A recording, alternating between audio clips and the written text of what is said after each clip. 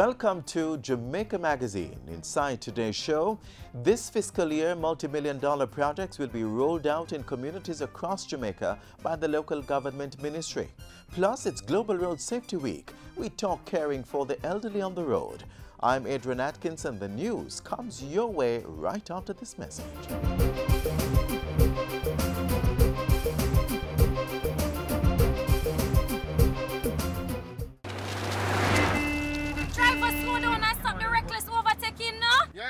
So time is money. Easy driver. Well, no many must man and taxi driver drive so bad. Why him have to drive so hard? Me not gonna make you kill off me and me picnic them. One stop driver. Make her come off this bus. Me say stop. Me coming with you. The rest I will not take chance in the life.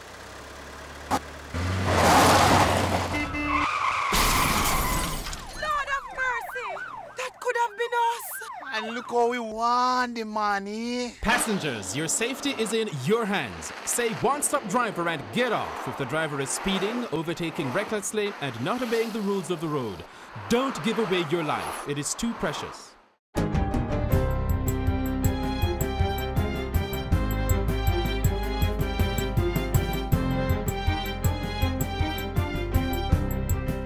Good day, I'm Stephen McHugh, and this is your JIS News for Friday, May 12. The sugar industry is to get technical assistance through a $37.8 million program funded by the European Union, the EU. An agreement formalizing the consultancy program was signed on Wednesday. It facilitates the development of a comprehensive financial and economic model for the sugar industry. This will be piloted as part of the EU's wider 2013 Sugar Accompanying Measures funding support to Jamaica, totaling $4.18 billion. The support we have received in the sugar industry to improve on housing, social amenities, in part resuscitation of some of the fields, road and other infrastructure, training, especially in the area of technical skills.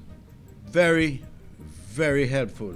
Over the next 4 months, a team of international experts will develop an economic and financial model that facilitates ongoing research and serves as a source of data for policymakers. The team of international experts sitting here in front of us today will collaborate with the Jamaican stakeholders to advance in the implementation of the Jamaica Country Strategy for the Adaptation of the Sugar Industry 2006 to 2020, and in particular with the development of a sustainable sugar cane sector. Their work will also include exploring the opportunities for ethanol production and the creation of a sugarcane payment formula for industry stakeholders. In other agriculture news, the Portfolio Minister says several strategies are being implemented to prevent and reduce pradial larceny. These include strengthening the legislative and policy framework, as well as collaborating with other entities, especially our partners in the criminal justice system, to implement special programs. He says the ministry's interventions will also be supported by 3 full-time officers of the Jamaica Constabulary Force. We are going to be also implementing the pradial larceny victims and witness care unit. This unit, he says, will allow victims or witnesses to obtain information regarding the progress of their cases during the investigative and court stages. Police officers are now able to more accurately identify perpetrators of crime through the DNA registry that is up and running. The use of the DNA science will enable the police to rely less on fingerprinting to guarantee a positive identification. National Security Minister Robert Montego gave the update while addressing the Police Federation conference recently. He said government's investment in the Institute of Forensic Sciences and Legal Medicine is to boost the police force's capacity to investigate crimes. The minister added that more equipment and pathologists would be available in the all-out assault against crime, particularly to facilitate a faster turnaround of autopsies. Our strategy is working. Secure our borders, use technology to get more and more information from the weapons that we pick up. These advancements are allowing us to prepare better cases and enhancing our intelligence gathering. Minister Montego also revealed that the security force's crime-fighting arsenal would be getting another significant boost with the purchase of an additional aircraft, adding to the aircraft and 2 ships that were recently acquired. The Road Safety Unit is reporting an increase in the usage of the motor vehicle black box, particularly by insurance companies and the police, to determine the causes of traffic crashes. Just last week, the Jamaica Constabulary Force received its second black box data retrieval kit, which is required to analyze the information stored on the device. Director of the Road Safety Unit, Canute Hare, says the black boxes are in motor vehicles and hold critical pieces of information for road safety. Everything that you do in that vehicle is recorded. Is recorded? Yes. Just like how you have a black box in a plane, you have a black box in a car. In a car. Once the vehicle is equipped with an airbag control module. Oh, right? That. So once the vehicle has an airbag, you have a black box. Once you press the gas pedal, yes. Once you press the brake pedal, if you're hard braking, or you're soft braking, or you're hurried braking, or you're braking aggressively, it's being recorded. 5 crash data retrieval kits are in the country. The Road Safety Unit has 1, while the police and the Island Traffic Authority have 2 each. And finally, there has been a 24% increase in the number of tickets issued by the police for traffic violations since the start of the year. Prime Minister Andrew Holness says that up to May 5, 184,566 tickets were issued. As part of the police's active enforcement of the Road Traffic Act, 313 motorcycles have also been seized. The Prime Minister revealed the figures at this Wednesday's launch of the 4th UN Global Road Safety Week at Jamaica House. He said government was doing everything in its remit and resources to tackle the issues, including building roads with increased safety features, introducing camera systems for ticketing and tracking the speed of motor vehicles, and revising the Road Traffic Act. The Prime Minister also pledged to ratify various international conventions to deal with road crashes. We are committing to use all the resources at our disposal to ensure that we reduce by 50% by 2020 road crashes in Jamaica. And that's it for JIS News Today. I'm Stephen McHugh. Thanks for watching.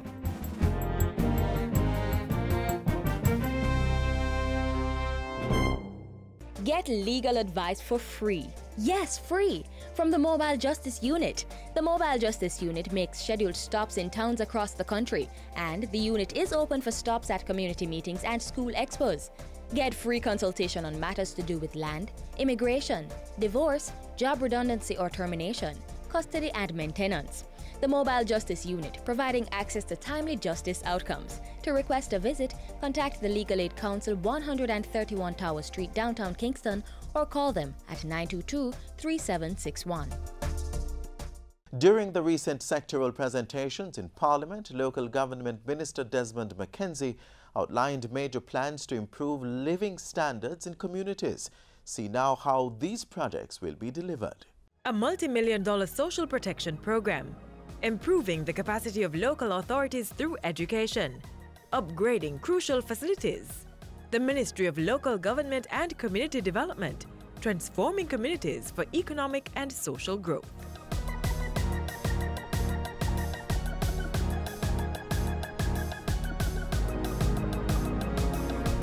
Every aspect of life in the country, Mr. Speaker, requires the regulatory project input of local government. Approval for hotels, general business, housing project, large and small, requires the input of local government. To do these and more, a transformative community development campaign is planned for the 2017-2018 financial year.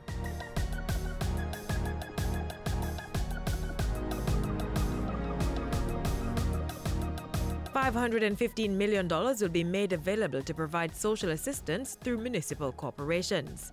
It includes a $115 million special fund to assist victims of fire. Each municipal corporation will also get $1.7 million to provide education grants to citizens and $1.5 million for the provision of funeral grants. $90 million is to care for those living in indigent houses, and each councillor will get access to $500,000 to provide needy constituents with housing assistance grants. Processing the applications for these benefits will be managed by the poor relief departments of the municipal corporations. For many years, councillors have been able to do little more than comfort their constituents in the immediate aftermath of a disaster. This is why tangible changes are being made starting this year, to give the elected councillors the financial tool to be effective.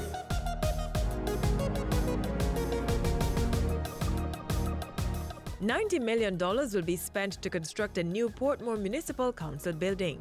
Our next focus of attention, Mr. Speaker, is the St. Thomas Municipal Corporation.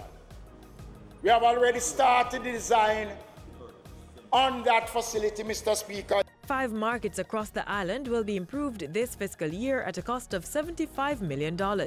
Meanwhile, $95 million will be spent to improve 5 infirmaries in Manchester, Portland, Trelawney, St. James and Westmoreland. The outstanding public response to the property tax mobile units has prompted the ministry to buy another. The 2 units helped local authorities exceed their property tax collection target by over $350 million in the last fiscal year. The 3rd mobile unit will be retrofitted to collect cash in addition to other payment methods. And the ministry will be hosting a series of island-wide property tax town hall meetings to promote timely payments.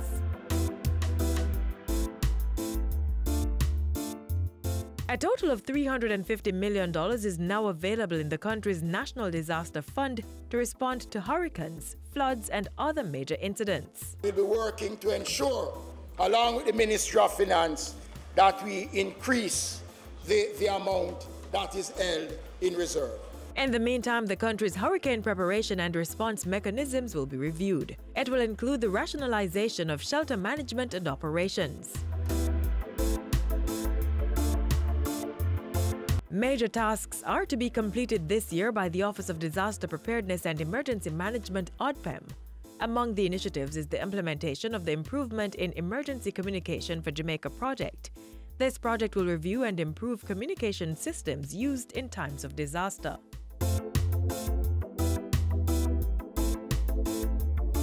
This year, trucks will be commissioned into service for garbage collection. The National Solid Waste Management Authority will also receive 2 compactor units from the Jamaica Social Investment Fund.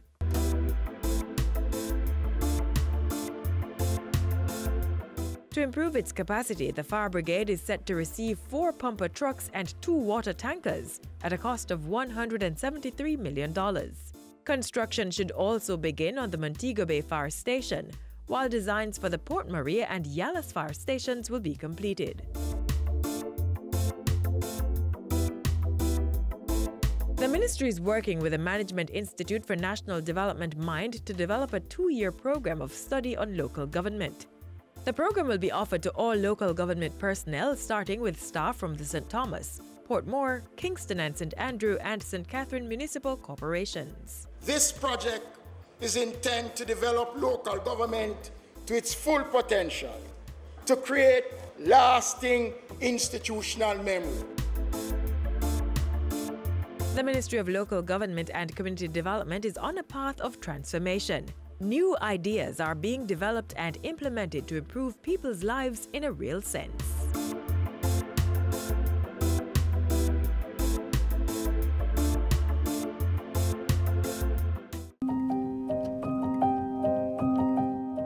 Sell me number 5 for $100. Child, you're too young for your gamble. And me, you want to get in a trouble? Go on home. Underage gambling is illegal. If caught enabling a minor to engage in gambling activities, you can be fined up to $1 million or 3 months in prison. Call Crime Stop now to report illegal gambling. You don't have to give your name. A message from the Betting, Gaming and Lotteries Commission.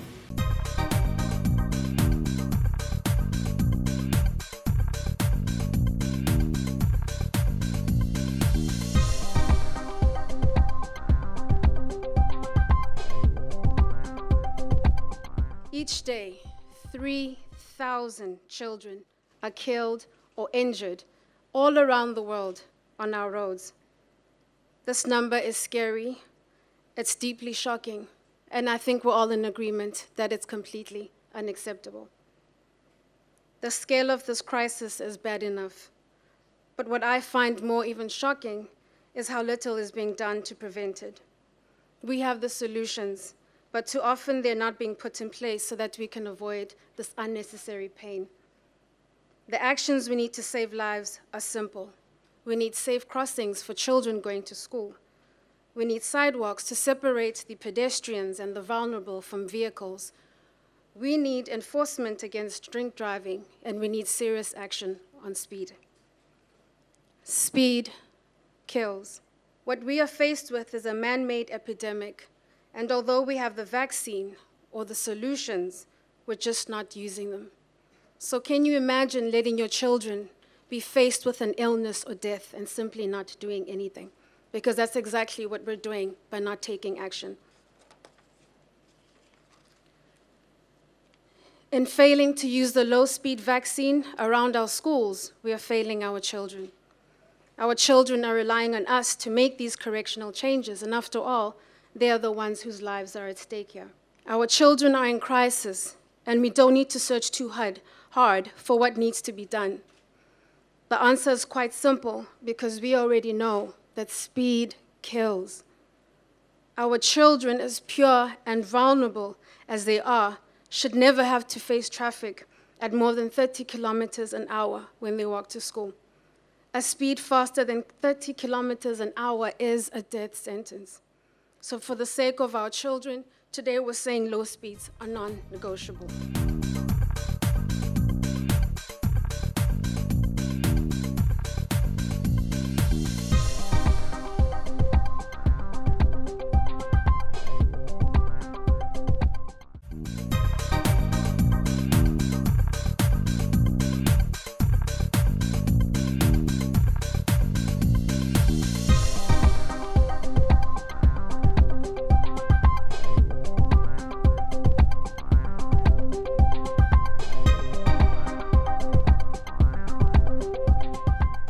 If you don't wear your seatbelt, this could happen to you. And the consequences could be disastrous. In an accident, the vehicle stops. Suddenly, you don't. Even at 30 miles per hour, your body will be thrown violently forward with a crash force of up to 10 times your weight. Always wear a seatbelt. Seatbelts save lives. When on the roads, please look out for the elderly. Some are not as agile as us young ones, so they'll need help crossing the road or catching a public transport.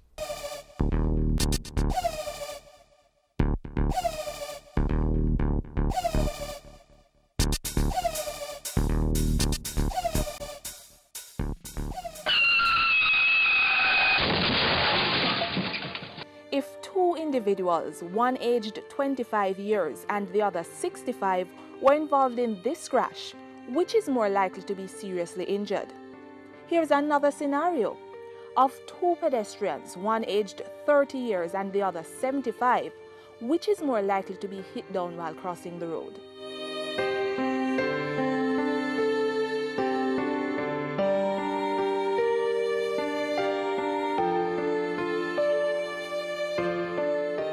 Hi, welcome to another in our Road Scholars series. I'm Alison. Coming up, we take a look at the elderly and their place in the traffic environment. The roadways are meant for smooth and safe commute by all individuals. But statistics show that some categories of users are more prone to an unsafe passage. One of these categories is elderly persons, those over 60 years of age, perhaps as a consequence of their specific physical challenges. As you grow older, over 65 and going up, you find that people are now prone to a lot of accidents because, number one, they have visual loss gradually, hearing loss. Now, they also may become more forgetful. In other words, there is increased reaction time to whatever they are doing. So if they usually used to respond to a situation in a minute, they may do so in 3 minutes. Persons 65 to 74 years, elderly drivers and pedestrians, men especially, are the most vulnerable within this advanced age group. Some elderly drivers do not see well, and some are not able to discern colors. And so you will find elderly drivers going through red lights, thinking that it is on green, or perhaps it looks green to them. Then there are signs which will tell us when to turn right, when there's no right turn, and because it is not visible or too visible to the elderly, they will disobey those signs. The predisposition of these vulnerable individuals to difficulties in the traffic environment dictates that some fundamental changes have to be made to accommodate them. The National Works Agency is the main entity responsible for ensuring a traffic-friendly environment. That means ensuring that our roadways are outfitted with the proper signage and other amenities to facilitate smooth usage for all road users. But when it comes to the elderly, certain special considerations have to be made. The factors that influence their functionality on the road, you're looking at the vision, sight, hearing, their mobility and familiarity. For a traffic-friendly environment, for the person itself now, sidewalks, pedestrian guardrails, pedestrian crossings, having ramps on the sidewalks themselves to provide ease of access, advanced features in sidewalks, or you might have tactile sidewalks now where the texture of the sidewalk is different from the regular sidewalk for the blind so that they can feel when they walk. Guided by the regulations for accommodating vulnerable road users, the NWA makes provisions to include these persons in the design of traffic systems and road networks. Pedestrian crossings, sidewalks, bridges, walk signals at stoplights, and road signs and markings are some of the elements that have to be modified to help elderly persons properly function on the roads. One very practical example is the length of time given to walk across pedestrian crossings at stoplights. You will have, say, 1 to 1.25 meters per second you calculate for an average person to get across the road, where there is deemed to be a high number of vulnerable road users. Children, elderly, the blind, the disabled. You reduce it to, say, 0.75 meters per second. So you do the calculation, and then you always have a safety factor that you put into it, maybe 25% additional time provided to get pedestrians across. All that means is that the walk signal to notify persons when it's safe to cross the road stays up longer to allow persons with physical difficulties more time to make their way to the other side. Another is the provision made for ease of travel while driving at nights. With regards to visibility and the motorists, the driving elderly, you will find that we have also provided raised pavement markers, or what we commonly call cat eyes. This also improves the visibility while traversing the corridor, so that they mark the lane that you should be in. You will have road markings and proper signage.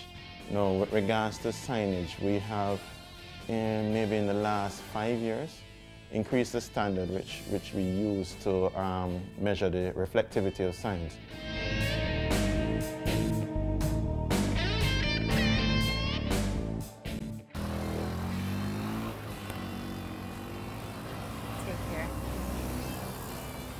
Sometimes there is no need to deny the elderly and other vulnerable persons their independence on our roads. But you and I do have a responsibility to assess their performance and assist wherever possible. If the elderly is having problem crossing at the junction or intersection, anybody who is around and who notices it should go and assist them. If they are even in wheelchair and they can't go up the sidewalk, one can help them with the rails. One should help them to read the signs, where the signs are complex. And those who get lost sometimes, like people with poor cognition, those people should be accompanied. They should really not be allowed to go out on their own. Concerned individuals need to look out for warning signs of elders facing difficulties. And elders themselves need to pay attention and take action if they realize they're having problems. They should be proactive about their own health and surroundings. What do I mean by being proactive? When you see that you get into an age like 60 or before, you can start looking into you or into your eyesight. make sure you are seeing properly. Make sure that if you not see properly and glasses are prescribed for you, that you wear them when you are going on the road or when you are driving.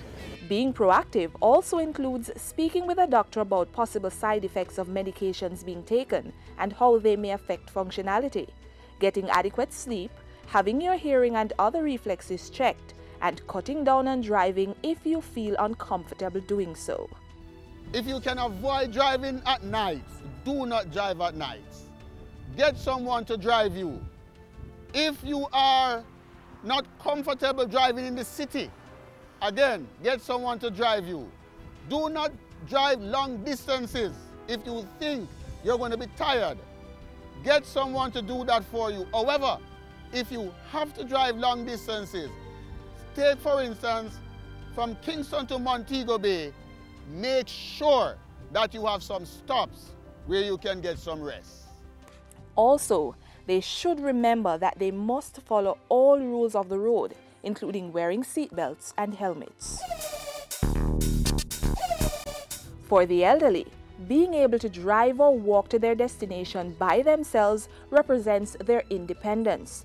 But certain warning signs may exist that indicate that it may be time to reconsider their ability to do so. These may include difficulty accelerating or braking, changing lanes abruptly or drifting into other lanes while driving, trouble with reflexes, difficulty turning the steering or moving from the gas pedal to the brakes, inability to read well-lit signs or execute navigational directions, memory trouble, getting lost more often, or difficulty paying attention to road signs, pavement markings, or even other road users, and feeling drowsy or falling asleep while driving. All persons are at risk on our roads, but if individuals are vigilant and follow safe driving practices, then the risks can be significantly minimized. So it is clear that there is a role for all of us in keeping our traffic environment safe for the elderly and indeed for all road users. Do your part in keeping road fatalities to a minimum.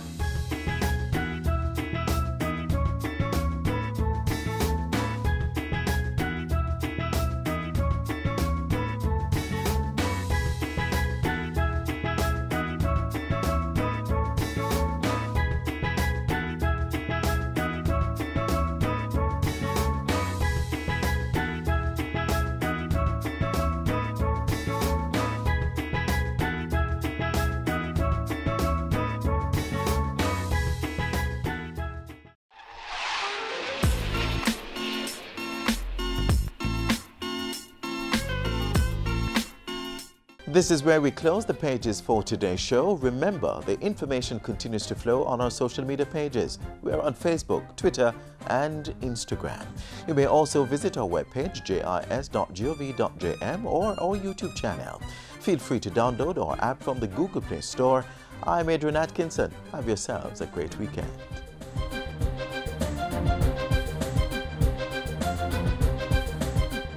This has been a production of the Jamaica Information Service, the voice of Jamaica.